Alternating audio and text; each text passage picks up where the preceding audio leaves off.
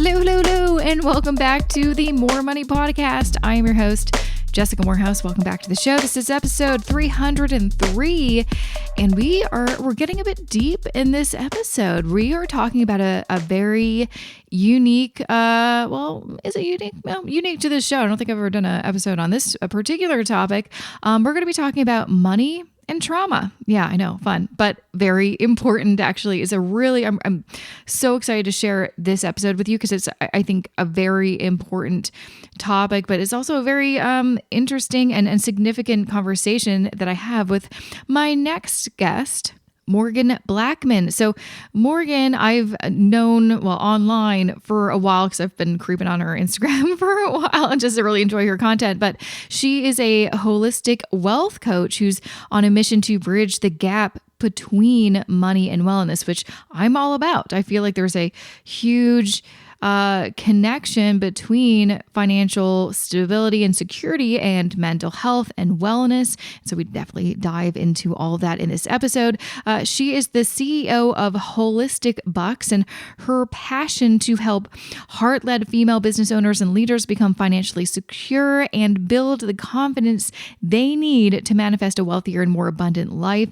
And she strategically helps women achieve this through building a magnetic money mindset, gaining power over their financial decisions, and learning how to invest and have their hard-earned money work for them in order to build lasting generational wealth and create a powerful impact in the world.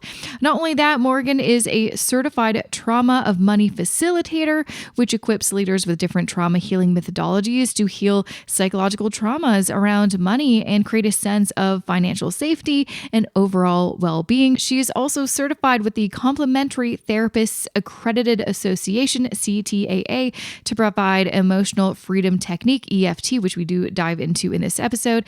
And also she is certified with the Thought Field Therapy, TFT, tapping services. We get into it in this episode. I'm really excited to share it with you. Now, before I get to that interview with Morgan, I just want to share a few words about this podcast episode's sponsor. This episode of the More Money Podcast is supported by Harvest ETFs. I talk a lot about ETFs on this podcast, but not all ETFs are created equal. Although in the late 90s, ETFs first started out as products that would track the movements of a broad market index like the S&P 500, now there are a plethora of active and niche ETFs to choose from. For example, if you want to ensure part of your investment portfolio is investing in clean energy companies, you may want to check out HCLN. That's Harvest's Clean Energy ETF. It invests in the 40 largest clean energy issuers from North America, Europe, and Asia. And if you're interested in future growth in the space economy, then ORBT, or Orbit, Harvest's Space Innovation Index ETF, can give you exposure to companies focused on space innovation, such as satellite owners and rocket launch technology companies. This is all to say that if you're looking for something outside of your regular index ETF, you've got options. A lot of them. And Harvest ETFs has a big selection to choose from. To learn more about Harvest ETFs, their ETF lineup, and even just to learn more about ETF investing in general, Harvest hosts their own Harvest Talks podcast. Visit harvestportfolios.com. Once again, that's harvestportfolios.com. Welcome, Morgan, to the podcast. I'm so excited to have you on to talk about this. I feel like this is going to be an interesting, unique episode. I don't feel like I've really talked about any of this before. So I'm glad that we connected. I mean, I've been following you on Instagram for a while, and I'm excited to have you on the show. Yeah, likewise. Thank you for having me. And this is such an interesting day because, we're recording it on election day. So I'm super excited. Oh, yeah. Not sure if you voted already, but yeah. I haven't. I'm going to be doing it later. But yes. I actually totally, I didn't forget, but I just this day was crazy. I'm like, oh, yeah, that's the one. I have to do that still. Same. Yeah. I'm always keeping it to the last minute. I know, right? Yeah. I know. So To start off, tell me a little bit about yourself. You've got this company called Holistic Bucks, which I love. It's really about, and I've had, some guests on the show talk a little bit about wellness and like holistic wealth and things like that. But I was really curious because you come at it from a very, I find, unique perspective. I'd love to know, how did you create this company that's not just about financial literacy, but also like wellness and, emotions and stuff like that? Yeah. Oh man. There's like Where's it start? Yeah, where does it start really? Well, I guess the intention behind Holistic Bucks first. I come from a background, well, my degree in university was international development. So I already came in with this concept and philosophy of like the whole and the collective, and really my life's mission, and I was about to say one point, but it really still is to empower people, right? To live the best version of themselves and their lives, and how can we uplift people on a collective level. Didn't know exactly what was going to happen with money, but one, like first and foremost, is I'm a huge philanthropist, and I really just care about the overall well-being of others. And so like 2017 was, and your podcast was probably still alive then because you've been doing this for a really long I think time, I started in 2015. Yeah. Oh, wow. Exactly. Yeah. And I didn't quite know about you until maybe like 2 years ago, but 2015, I was very fortunate. I had a really good friend who was seeing a financial advisor. And to me, that was really like weird because I thought, like all my friends were sort of all in the same situation. Like we have a whole bunch of student loans, we're in debt, like we're all broke, like I always thought you had to have money to invest and to build wealth. And from someone, being a Black woman, I didn't come from wealth. I didn't, even know about investing or like this whole other world, and knowing that like you don't have to be rich to invest, right? You can really start off small. And so she was the first person to sort of like introduce that concept for me, or idea, or at least make it seem like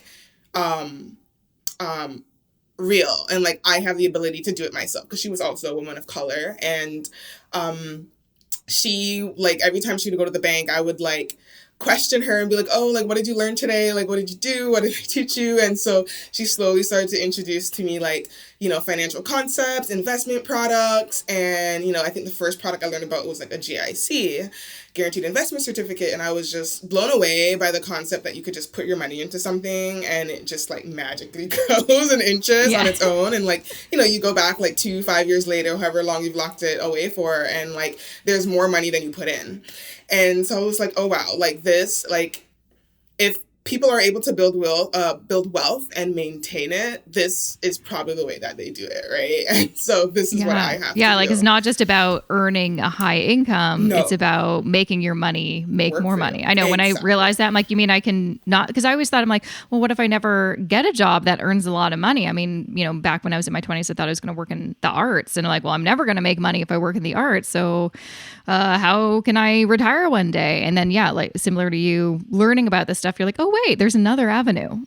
Yeah, exactly. And so with that, I think most people, they're still, even when they get that information, they're still a bit like apprehensive, or they feel uncomfortable. They're like, well, I don't really know where to start. And I did feel like that in the beginning, but I was like, no, like I'm just going to research as much as possible, read as much books, like, and I just fell in the rabbit hole. I dived deep into it. And that whole year was self-taught.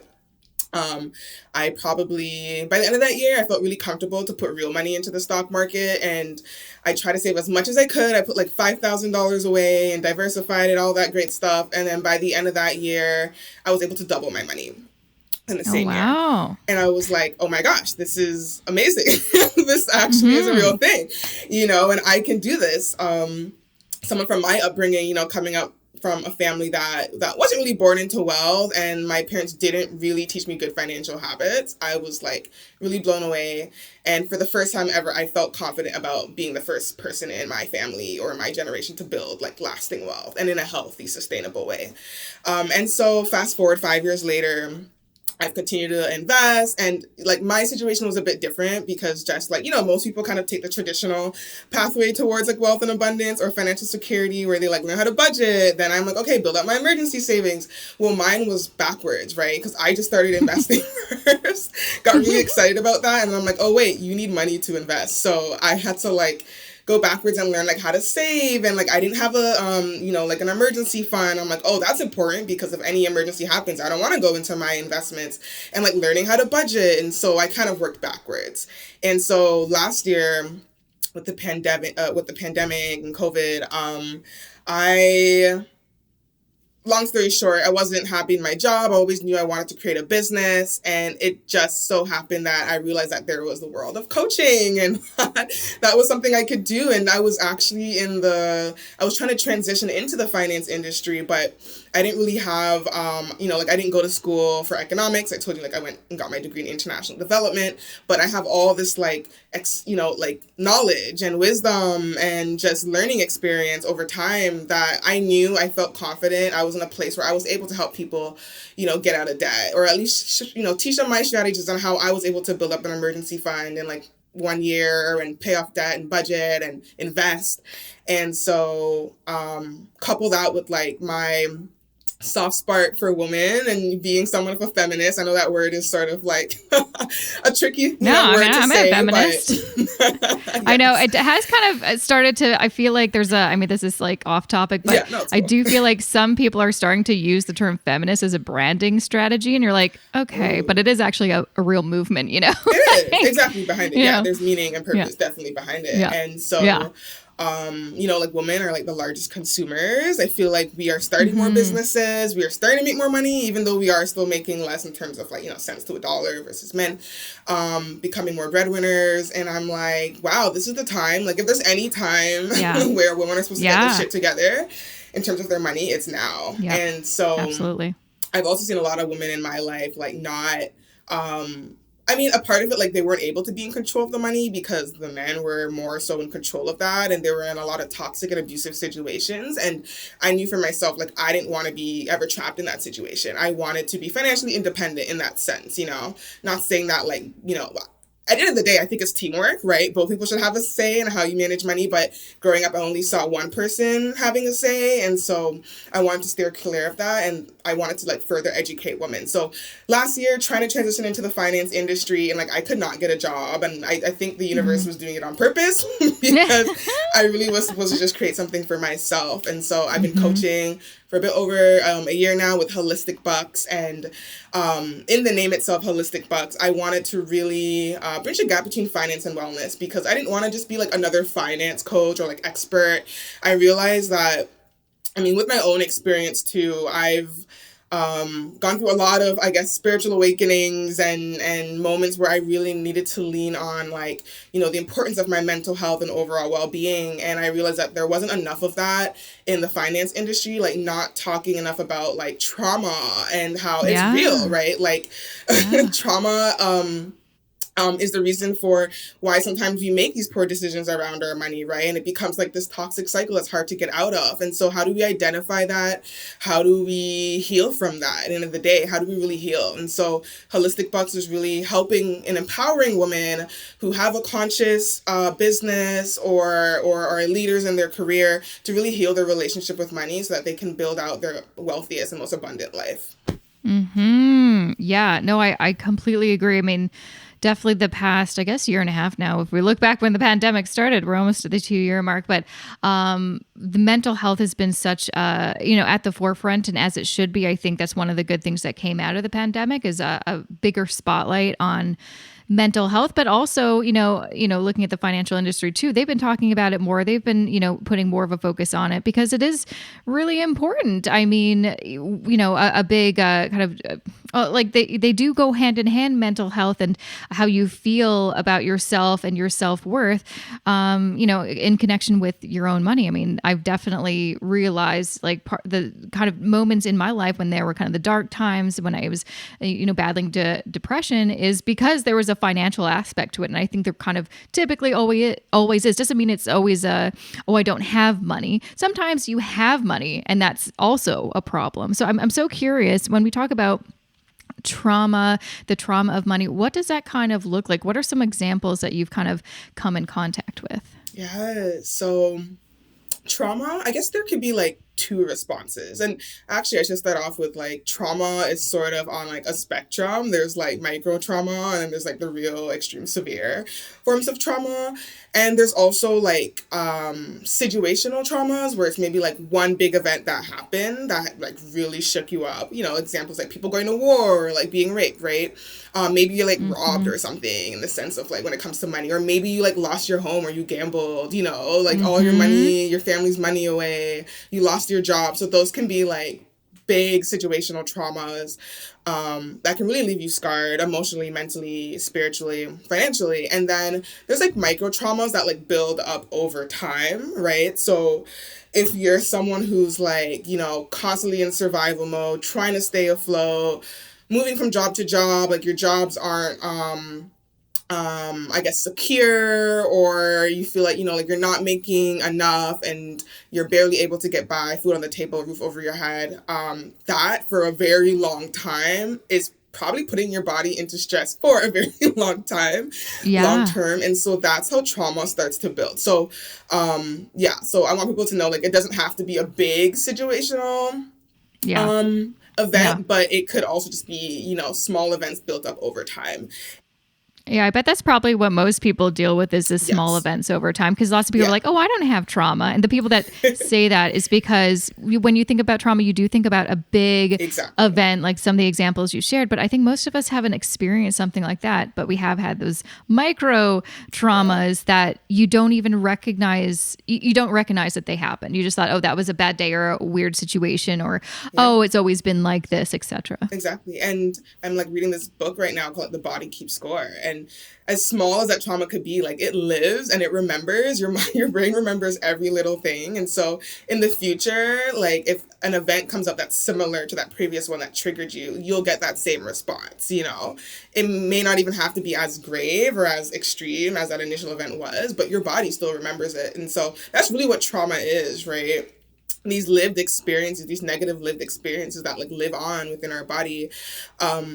And so with trauma, I guess a good way to identify it, or how you can see that's, you know, I guess how you can tell somebody is going through acute financial stress is someone who's maybe avoiding their finances. So you have one end of the spectrum, people that tend to freeze and avoid maybe budgeting, looking at their money, not really wanting to do their taxes, filing their taxes, things like that. And then on the flip side, the other extreme, you have like hyper-arousal state. So I definitely would fall into this camp, but over the years I've been able to tame it. But it's people who tend to maybe more impulsively spend, or in order to fill that void or the emotional distress, you run to spending your money to soothe yourself, right? And it becomes this like never-ending cycle. So people can lean on like either side. Some people are like a bit of both, right? But it's really identifying like which one you are. And like you said, like most people have gone through it in their life, right? We've all gone through some form of financial trauma. So it doesn't mean that you can't heal from it and you can't ever get over it and set goals and achieve things. But it's great. You know, like self-awareness is always the first step. Yeah. Well, I guess that's, kind of my next question now is, okay, when you have maybe taken some time and realized, wow, I think I have gone through some sort of trauma, how do you overcome that? I mean, that seems like, even just thinking of like beyond money trauma, just any kind of trauma, that sounds like a mountain you have to climb, a very difficult task. People spend years in therapy trying to do this. What is kind of the first thing that you can actionably do so you don't continue with the same patterns and can live a different life? Yeah, that's a really good question. I'm still trying to, I guess. I'm not sure if you have the question or anyone does. But there really is no one right answer. I think there's like a bunch of different things you can do. You can start off with one and see if that works and continue to move on to something that works for you.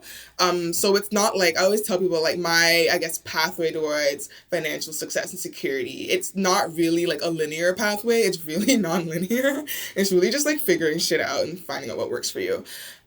So I know, yeah, it is a big deal, and there's no straight path when it comes to dealing with trauma. But I guess, I mean, I'll just give a personal example. One thing that has been of big benefit, and it was a lot of like, well, maybe not surprisingly, but I worked with a therapist this is going back actually like 7 years ago. It was the first time I'd ever worked with someone, and it wasn't really. I mean, it was sort of about finances, not really. It was dealing with some things that I hadn't dealt with, but what triggered it, realizing, oh, I need some help, was kind of, the finances was kind of a trigger. I was, working jobs I hated. I wasn't earning that much. I just felt like everything was kind of coming on top of me, and I needed, to breathe again.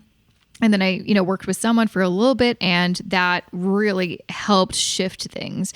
And then I didn't see someone for a while. And then COVID happened. I'm like, oh, okay, we need it again. Once all my work dried up, and it just seemed like the future is so unknown. This is scary, especially someone who's self-employed. In my worst fear, of course, is like everything dries up, right?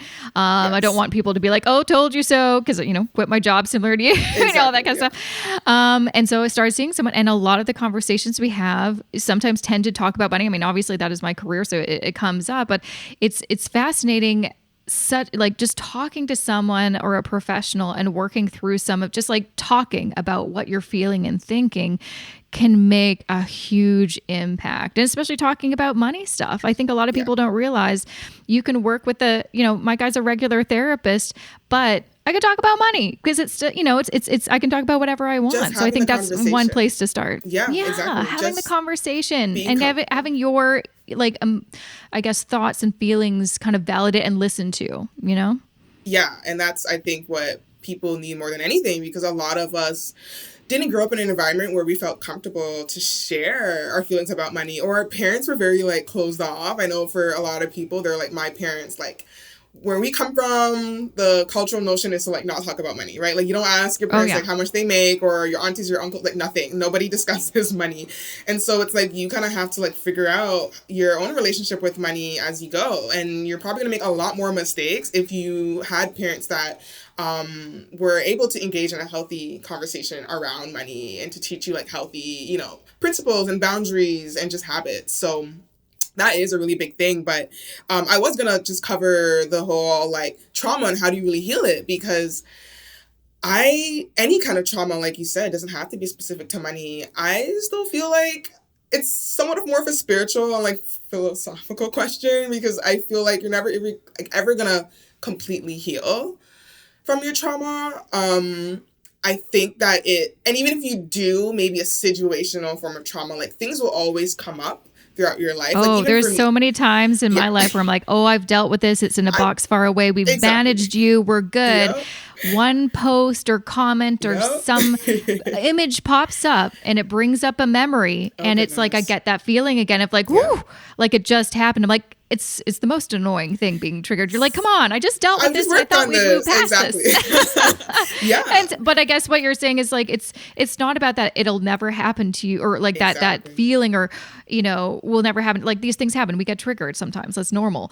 But how to manage it? Because you can't like for me, I've definitely worked on that a lot the past few years. It's like when that happens, because it does, and it's beyond your control. Like, believe me, I've tried to do all the things to not have certain things like pop up in my feed or something like that.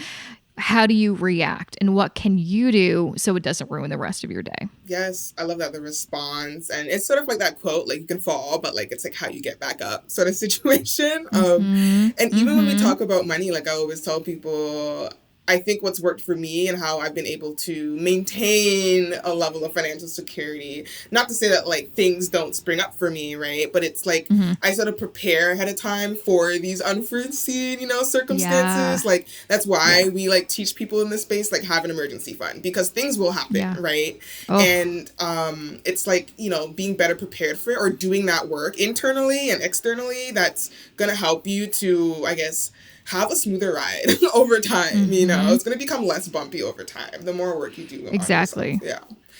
Exactly. Yeah. There's so many things that can happen in life that you can't control, but there's things that you can do to prepare. Like, example, like, work dried up at the beginning of COVID. That was really scary. But the thing that I'd prepared along the way was that emergency fund. Yep. And also it's like, there's so many and you always have a mental like plan A, B, C, D in case, okay, if I can't make a living on my own, what are we going to do?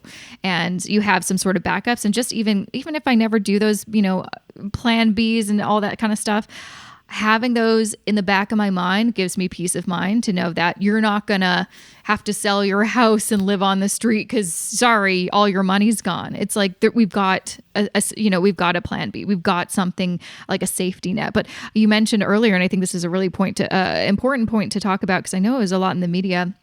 Because of COVID, people were stuck at home, and there was a lot more abuse happening because people could not leave. And also, it's not just that people can't physically leave their home.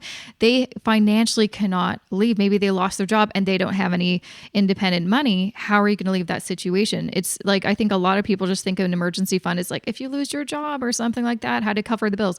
No, it's for what if you need to make an escape. And that could be also a toxic work environment. Absolutely. That too. Yeah. A lot of people, like you said, don't realize that. I think that's like one of my biggest fears. And I mean, it was sort of like portrayed to me at a young age, right? Because I saw that within my own household. So I knew at a young age, like I wanted to become financially independent in some way. And whether that was, like you said, I see so much people now. I mean, no, I don't think I'm going to go in that direction. But there's like, well, I mean, I guess I could. It's like, okay, example, say there's someone who maybe like doesn't want to take the vaccine, right? But now they're like mandated to have to go to work. Maybe if you had the security net, like you said, available, you could leave your job for like 6 months and maybe find somewhere else that's more suitable to you. You know what I mean? Even things like that people don't think about. Yeah, I think it's heavily important to be independent in any way, whether that's in a 9-to-5 or outside of that and having your own business. Yeah, super important. Well, even too, I find like I've always been very similar to you, always very focused on being financially independent from my partner, my husband. And it's not because I think I need to escape one day, but it's just I want to make sure that we are equals. And not to mean that we have to earn the same amount, but I just want us, I never want to depend on anyone besides myself. So if he dies or something, or we divorce, I'm not going to be like, my world is over. It's like, I got me, and I have a job, I'm making money, I've got savings, I've got investments, I'm good. And honestly, that makes a healthier relationship because the relationship's not about money. I did not marry him for money. So I'm not in the relationship for that. We're in it because we want to and we're choosing to. And we're in it because it's a good relationship. And if it isn't, then I'm not stuck to the situation. There you go. Yeah, exactly. Women have the autonomy. And if things aren't going right, I always tell people, I have women that come to me and they're like, Morgan, I'm like getting a divorce right now. I'm in the middle of that process. And I wish I had taken more action in regard to like my own finances and just understanding how money works and just getting educated, because I let like my husband do all the work. And now, like I have to be on my own and I don't know what to do, that fear and overwhelm. So yeah, like we've both been saying, like it's really important for both parties, for everybody, right? Men or women or pansexual, whatever, however trans, however you identify, to educate yourself and to be comfortable with your own relationship with money, for sure. Yeah. Yeah, no, it's so important. So I want to talk about some of the like you have a very interesting background again, and I find it interesting. A few techniques. I wrote them down. Maybe you can explain them and just kind of talk about how do you kind of integrate them into your practice? Emotional freedom technique and the thought field therapy technique. What exactly are those? What do they do? How do they work? So fun. I'm all about tools, methodologies. And EFT is interesting. So it's like a blend of ancient Chinese acupuncture or acupressure is like pressing on the same points that you otherwise would do with needles, but without them. And they're like energy points that help to relieve stress and anxiety. Like if you've ever gone to get acupuncture, that's exactly what it does. And it helps relieve stress and anxiety in certain areas of the body for certain diseases, ailments, things like that. And it's also a mix of neuro-linguistic programming. I like to say NLP is almost just like affirmations. It's like rewiring the brain with positive self-talk and affirmations. And so you sort of blend the two, tapping on these points as you're affirming. You can affirm actually negative statements and positive statements. And what happens, why people, and some people are like, why would you want to like affirm negative statements? But the negative statements is how you're able to alert your mind to that specific trauma or that specific emotional response. So if you go in like, I am like abundant, like your mind and your body's not going to believe that. So you have to go in with like the triggering response to trigger it. And then you go in with the positive affirmation to sort of like rewire your brain's response. That statement. So it's really cool. There's not like, it's one of those like underground tools that like a lot of therapists are just starting to like bring up to the surface. There's a lot of study that still needs to be done, but based on some of the anecdotes and studies that are out there, it has been shown to be like 10 times, if I'm getting this right, like 10 times more effective than CBT. What's CBT? Cognitive behavioral therapy. Okay. Right. That's usually like what most therapists do now. Like if you go to therapy, like most of them are trained to do CBT. So it's shown, and like CBT is like really effective too, but this one's shown to be even more effective. And the great thing about EFT, it literally takes like 15-20 minute sessions. You can do it in like short intervals. You can do longer ones, and even with just like one tapping session, the results are able to stay with you, like the effects of it can stay with you for up to 2 years. So I kind of fell into, I've heard about EFT tapping within the wellness space and wellness world because I'm heavily into that.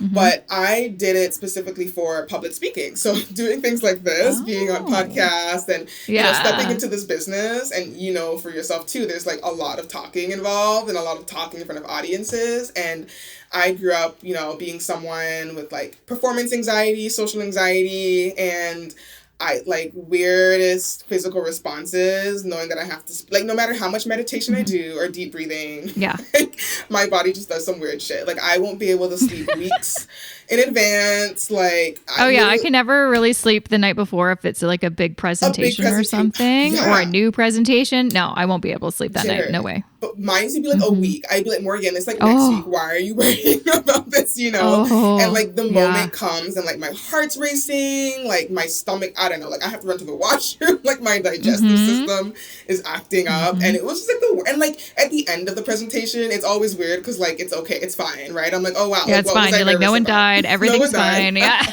But then it's the same thing the next time around. I'm like, Morgan, like chill. So I was like, you know, I want to test this out on my performance anxiety. And not to kid you, I had my first presentation workshop or masterclass August of last year for Holistic Bucks, and I probably tapped like every day for a week. There's an app, actually, you can probably put it in the show notes, called the Tapping Solution.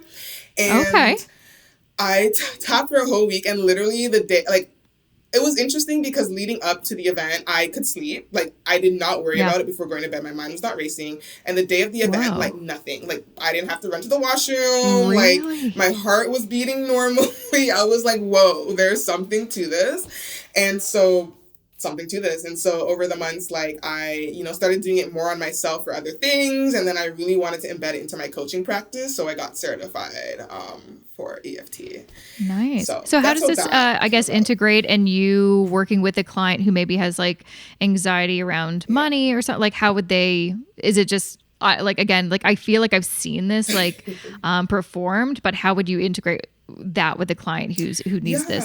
That's interesting. So most, like, the way that my, I guess, coaching structure works, especially like my long-term coaching programs, I always start off with mindset. Like, we do everything money mindset.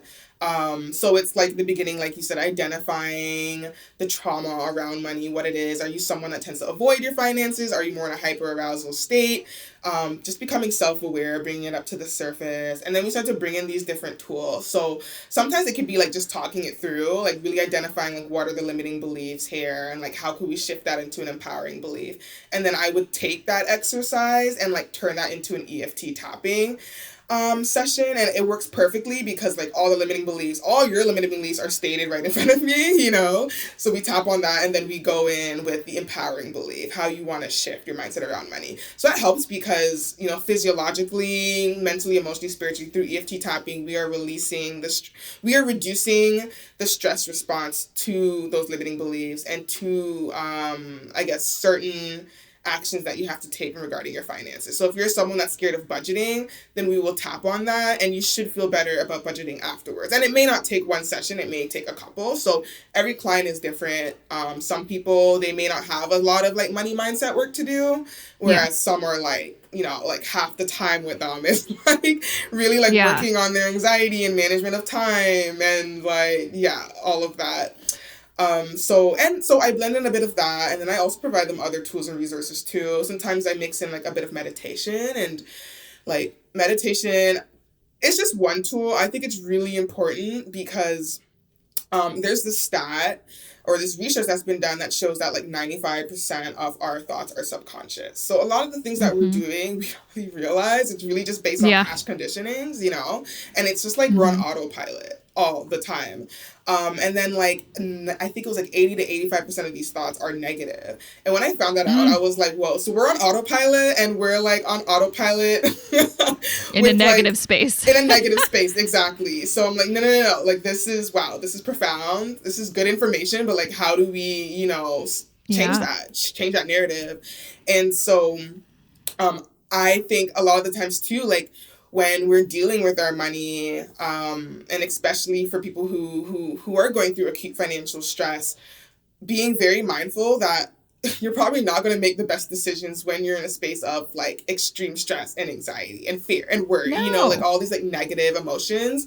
It's probably not best to like, go shopping when like your boyfriend just broke up with you, or like, like things like that. Yeah, it's like the whole, retail therapy. It's like, that's the worst advice you can give someone. I don't know who came up with that, but probably marketers. Probably the, people selling companies, brands selling you stuff. Exactly, yeah. They're the only ones who really benefit from it. Exactly. No kidding. For me, it was sort of like, identifying or just being self-aware of like when you do spend money, like what kind of space are you in when you are spending money or like making these decisions. And most of the time you'll realize, even for myself, like my biggest spending months are like months where like I was probably like not grounded and out of balance, and like there were a lot of things happening in my life, and I was stressed out, like Uber Eats was I'm like, the same way. If I'm like having if it's a stressful time, I'm spending more money, which is never good, because then you get over whatever that situation is, and you look back at your credit cards, you're like, what the hell happened?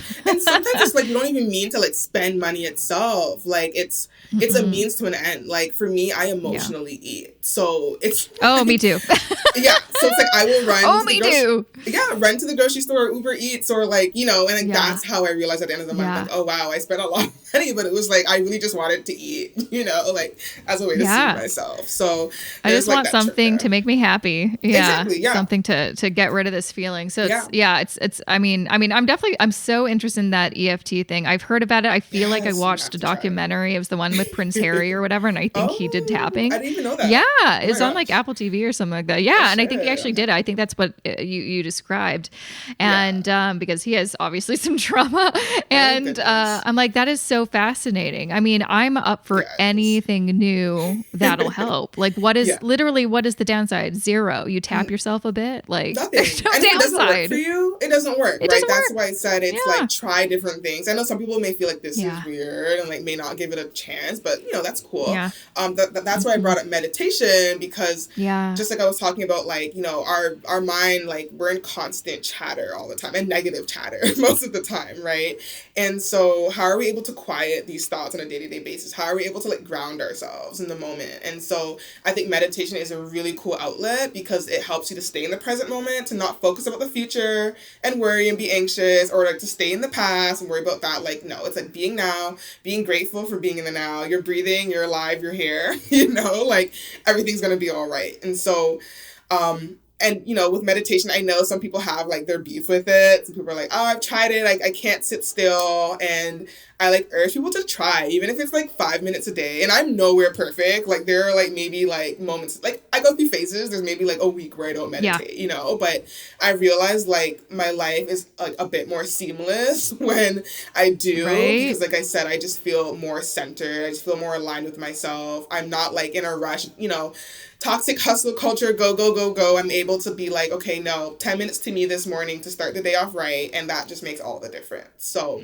totally. It's like one of those things where it's like, we know it's good for us, but we don't want it. Like, just like working out. It's like, you know, you feel good after. Yes, like, you don't feel like, yeah, you feel sore, but you don't like mentally feel bad. You feel pretty good so after. Good. It's just natural, but it's such a struggle to do it. But yeah, like you said, it's like, exactly. I really made it a point this year to try to meditate once a day. Yeah. And I was really good for a few months, have the Headspace app and all that kind of stuff, dropped off. And now I feel like this is my signal to get back to it. But my husband, he's been doing it, I'd say every single day for like over a year. And he's like, it is changed. It is such, I can see the big difference. Him exactly. and that and journaling and run, like he's also he sees a therapist, and so all of these things and really sticking with it. And just like you said, it could be 5 minutes.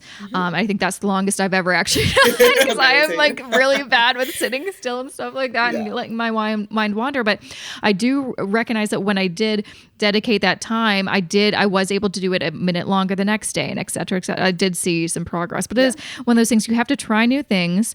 You have to give it a good chance, not just once or twice. You have to give it a good go and then just see what happens. But if you don't try anything, you're not going to, then there's no change that's going to happen. Exactly. And then you're going to be in the same situation. And what's the point of that?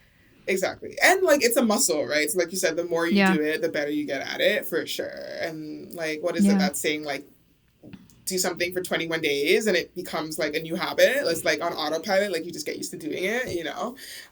Not sure how true that is, but yeah, it's just, you know, so yeah, just trying different tools, modalities. I know, like I noticed you just mentioned journaling. Journaling can be something too. If you grew up like being a writer or loving to express yourself through words, like really, like I said, that constant chatter in your mind, like if you're not finding a way to release that, and it could be through, like, people think meditation has to be just like sitting down kumbaya, like waiting for some like God to like come through the sky and like talk to you, you know. It could really just be like art, or you know, singing or music or dancing, like any kind of way for you to like release these emotions and to bring you back to yourself. This is, like I said, a lot of the times we're off kilter, right?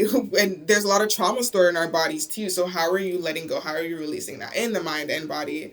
So writing, I think writing's a beautiful way to just get like, and it doesn't even have to make sense. I know there's like different like journaling techniques and like manifestation techniques out there too, but really just at the end of the day, like even if it's just brain dumping, and brain dumping is like just you're just writing as if you're going to reread it and be like, oh, here's a bunch of spelling mistakes. Who cares? I've never reread any of my journal entries. Yeah, just put whatever you want in there. Just write how you're feeling. It doesn't have to make sense at all. And if some people burn it, you can just leave it there and do the same thing the next day.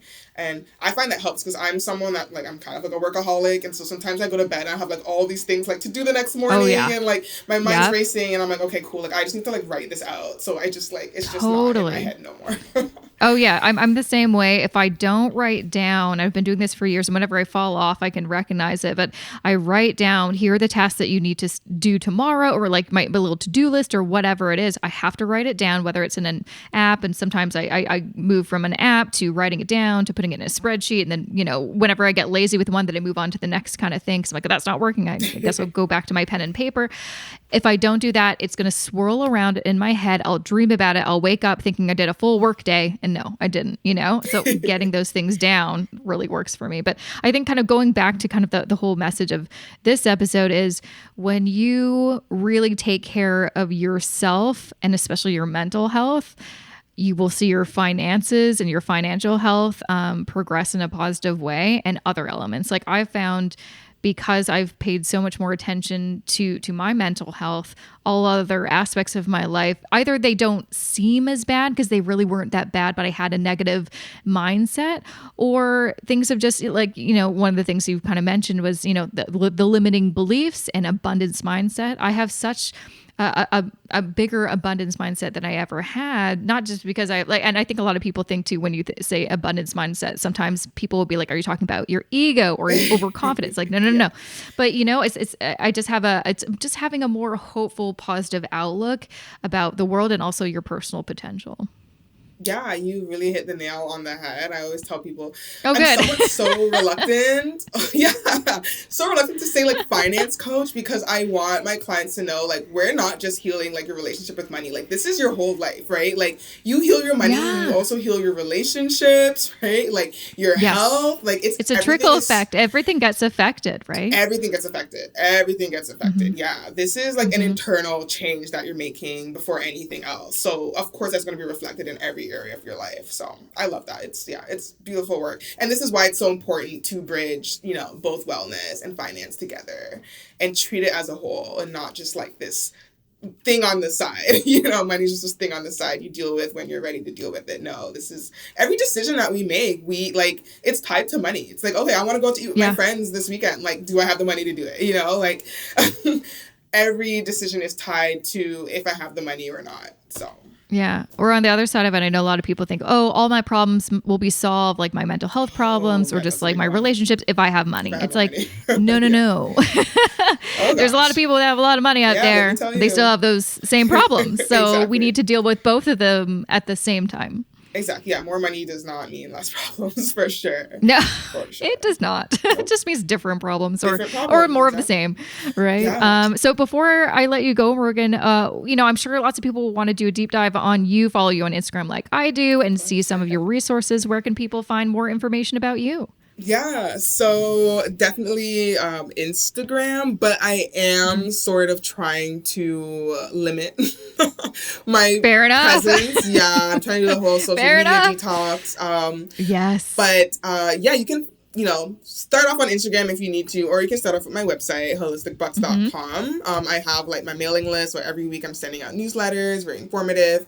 And I also just got like a number for my business for people to like really like more build personal relationships and for people to have easier access to me outside of Instagram.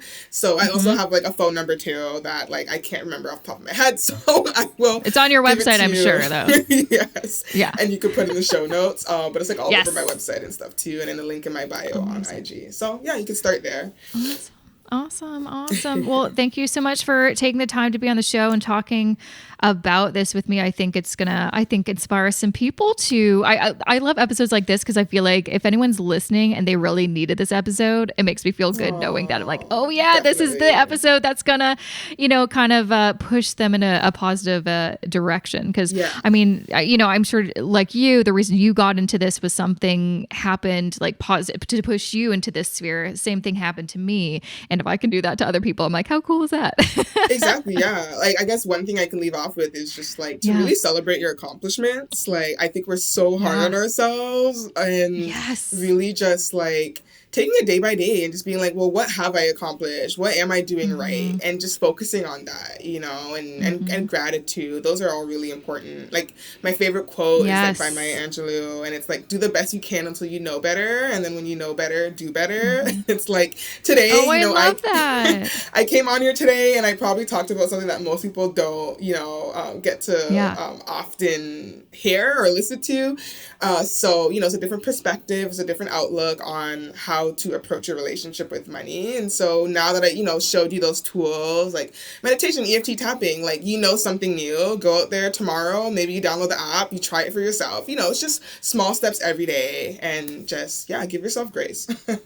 Maybe I'm going to try that tomorrow. Yeah. I'm one of those people that I'm like, I'm going to start doing this Monday. And then another Monday rolls around. So I'm like, you know what? Maybe Tuesday. Release the pressure. Yeah. I know. That's something I'm working on. Anyways, so great to have you on. Thank you so much. Anytime. Thank you, Jessica. Take care. And that was episode 303 with Morgan Blackman. You can find more information about her at holisticbucks.com. Also, make sure to follow her on Instagram at holisticbucks. And yeah, learn more about her coaching services. Also, I should mention too, she has an online course. You can find it on her website. I'm going to link to it in the show notes for this episode. So make sure to go to jessicamorehouse.com/303. She also has a free opt-in if you want to take advantage of it. You can also just find it at the show notes, or you can go to woorise.com/holisticbucks/broke to woke challenge. Again, I'll just link everything very easy for you in the podcast show notes, jessicamorehouse.com/303. So of course, I've got some things to update you on and share. So stick around. I just want to share a few words about today's podcast episode sponsor.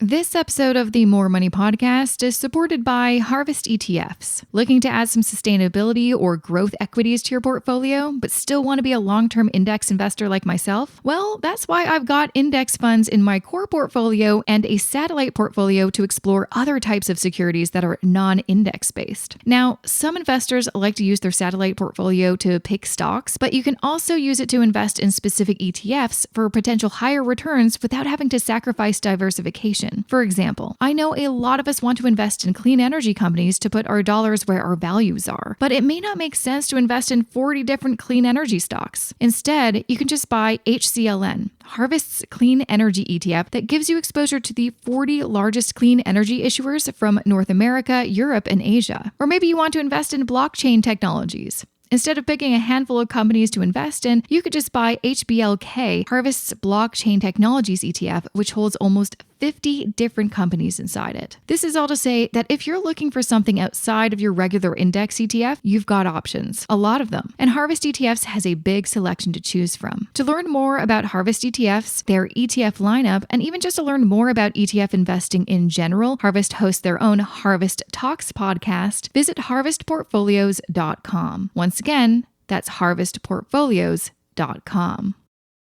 Okay, so we're back. So things to update you on. A reminder, I'm giving away a ton of different books. You can find this big book giveaway that I do every single season of the show, but the current books that I'm giving away, you can check them out at jessicamorehouse.com/contest. Enter to win all of them. You will win one of them, not all of them, but you can enter for a chance to win all of the books, or one of the books, one of the many of the books. So make sure to go there, jessicamorehouse.com/contest. Another exciting fun news. This isn't the only podcast episode for this week.